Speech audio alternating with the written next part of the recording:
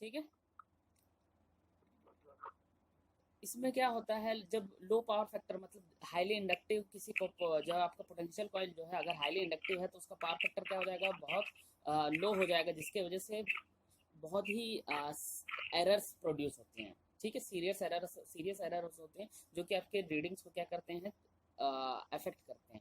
ठीक है, आपको अच्छी रीडिंग नहीं मिल पाएगी। और ये जो स्ट्रे लॉसेस हैं ये भी पिक्चर में आती है। स्ट्रे लॉसेस क्या होता है, इट इज जस्ट लाइक ना एडी करंट लॉसेस होती हैं। ठीक है, जो कि ना उससे कनेक्टेड जो कुछ नट्स होती हैं ना, उनमें एक्चुअली क्या, ये एक टाइप से स्ट्रे लॉसेस को अपन ये मान सकते हैं कि एक लीकेज फ्लक्स होता है जो कि ना प्राइमरी, जैसा अगर मैं ट्रांसफार्मर में स्ट्रे लॉसेस अपन ने पढ़ा होगा।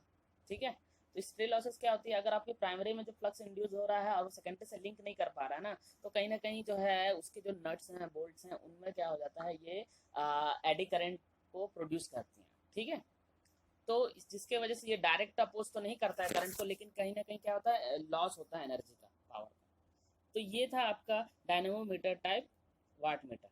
ठीक, अब इस वाट मीटर में कुछ एरर्स होती हैं। ठीक है, अब उन एरर्स के बारे में समझते हैं कि वो एरर्स क्या क्या होती है।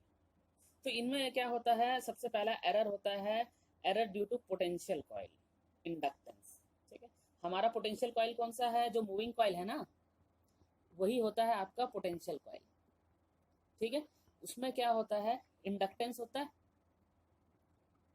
ये जो इंडक्टेंस है इसके वजह से एरर प्रोड्यूस होता है।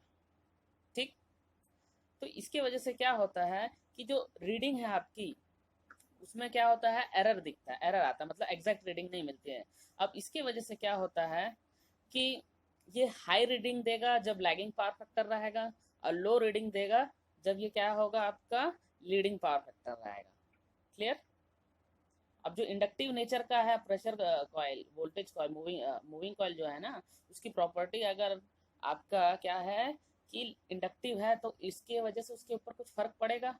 उसकी जो लोड है, अगर वो सपोज मान लो कि अगर आपका लैगिंग पावर फैक्टर है तो आपका रीडिंग कैसे देगा, ज़्यादा देगा, और अगर लीडिंग पावर फैक्टर है तो वो रीडिंग कम देगा। ठीक, अब इसको हमको क्या करना है, प्रिवेंट करना है, इस लॉ इस एरर को हमको रिड्यूस करना है। तो हम क्या करते हैं, एक हाई नॉन इंडक्टिव रेजिस्टेंस, जो कि आप डायग्राम में देख रहे होगे, एक रेजिस्टेंस को उस कॉइल के नीचे जो है हमने ऐड किया हुआ है, सीरीज में जोड़ देते हैं। ठीक है, वो क्या करता है, जो फेसिंग इफेक्ट है ना उसको क्या करता है, न्यूट्रलाइज करने का कोशिश करता है।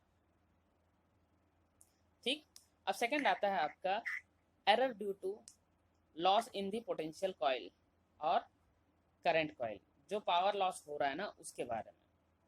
ठीक, अब वो जो कॉइल्स हैं आपके पास, चाहे वो पोटेंशियल कॉइल हो या करंट कॉइल हो, उसमें तो कुछ ना कुछ क्या है, पावर लॉस होगा, है ना, क्योंकि उसका रेजिस्टेंस तो होगा ही, कोई ऐसा मटेरियल है नहीं जिसका कोई इंटरनल रेजिस्टेंस ना हो।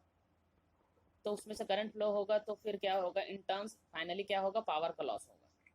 तो उसको देखते हैं।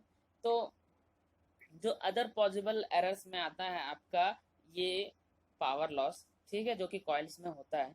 अब इसमें क्या होता है, चूंकि उसका रेजिस्टेंस है तो कुछ वोल्टेज ड्रॉप होगा, और वोल्टेज ड्रॉप हो रहा है, सपोज मान लो वी वोल्टेज ड्रॉप हो रहा है उस कॉइल में, और उसमें से कुछ करंट फ्लो हो रही है स्मॉल आई, तो पावर क्या हो जाएगा, वी आई हो जाएगा। हाँ, तो ये जो पावर वहाँ क्या हो रहा है, डेसिपेट हो रहा है, तो ये कहीं ना कहीं हमको कम रीडिंग देगा। आपका डिफ्लेक्शन जो है, जो आपका वाट मीटर की रीडिंग आएगी वो कम मिलेगी हमको, है ना। तो इसको हमको क्या करना है, ओवरकम करना है ना। तो इसके लिए हम क्या करते हैं, एक एडिशनल कंपनसेटिंग वाइंडिंग को क्या है, इंट्रोड्यूस करते हैं। और इसको मैं आपको अलग से कंपनसेटिंग वाइंडिंग के बारे में बताऊंगा। ठीक है, फिलहाल यहाँ पे एक चीज जान लो कि ये जो कंपनसेटिंग वाइंडिंग है ये यूज होता है to reduce the power loss in the potential coil and current carrying coil, current coil. ठीक है, अब इसमें क्या होता है, कैसे होता है, इसको मैं अलग से एक टॉपिक है उसको उसमें बताऊंगा। क्लियर। तो ये क्या करता है एक्चुअली, चलो हल्का सा मैं इसमें बता देता हूँ कि ये सीरीज में कनेक्टेड होता है। ठीक है, ये जो कंपनसेटिंग वाइंडिंग है ना, ये सीरीज में कनेक्टेड होता है, और ये क्या करता है, एक अपोजिट, एक क्या कहना चाहिए, डायरेक्शन में आपका करंट फ्लो कराता है। जो ये वाइंडिंग है, ये नॉइज जहाँ से आ रहा है ना, उन लोग अपना म्यूट कर लो। ठीक है, तो ये क्या होता है, ये वाइंडिंग आपका कनेक्ट होता है सीरीज में, किसके साथ, पोटेंशियल कॉइल के साथ सीरीज में कनेक्ट होता है। तो ये कुछ इस तरीके से आपका क्या है, फील्ड को प्रोड्यूस करता है, अब कि वो अपोजिट डायरेक्शन में फ्लो होता है करंट कॉइल्स के, ठीक, जिसकी वजह से ये क्या करता है, उस पावर को जो लॉस हो रहा है उसको न्यूट्रलाइज करता है। अब आता है error due to eddy currents, ठीक। ये जो अल्टरनेटिंग फील्ड है of fixed or current coil induces an eddy currents in the solid metal parts, मतलब जो आपका करंट कॉइल है वो उससे जो करंट फ्लो हो रहा है वो उस करंट की वजह से एक मैग्नेटिक फील्ड इंड्यूस होगा। वो मैग्नेटिक फील्ड जब किसी मेटल पार्ट से क्या करता है, लिंक करता है, तो उन मेटल पार्ट्स में आपको क्या मिलेगा, एडी करंट लॉस मिलेगा, ठीक है। ये आपको ये वाला पेज में शेयर किया हूँ, आपको दिख रहा है क्या, खोल के रखे हो आप लोग?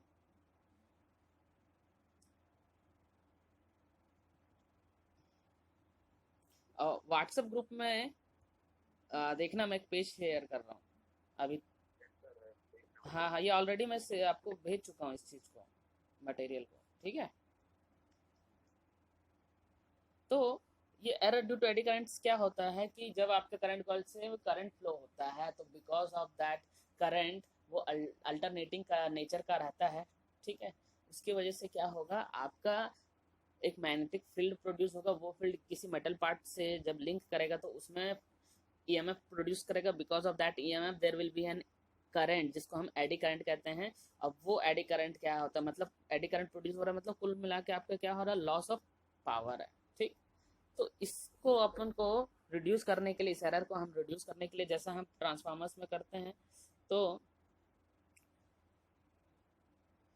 उसके लिए हम क्या करते हैं बताइए।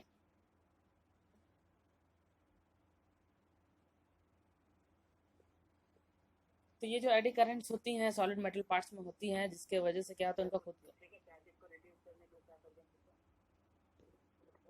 हाँ हाँ क्या बोले, हाँ एडी करंट को जो है हम ट्रांसफार्मर्स में रिड्यूस करने के लिए क्या करते हैं, ट्रांसफार्मर जो है आप लोगों ने पढ़ा है ना, मशीन वन। हाँ आप लोग आए नहीं थे, सिर्फ सबीना पढ़ी थी।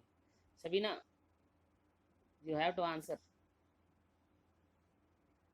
क्या बोलते हैं हम लोग के करंट और इफेक्ट को कम करने के लिए, जैसे एडी करंट है तो हम लोग, जैसे कि आपने बताया था एक बार कि ट्रांसफार्मर में हम लोग एक और पीस रख देते हैं आयरन का या कुछ इस तरह से। क्या बोले, थोड़ा सा नजदीक, फोन को नजदीक रख के बोलो।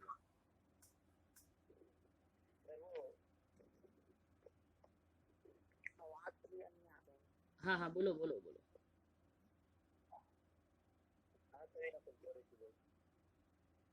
एडी करंट लॉस को कम करने के लिए हम लैमिनेशंस करते हैं,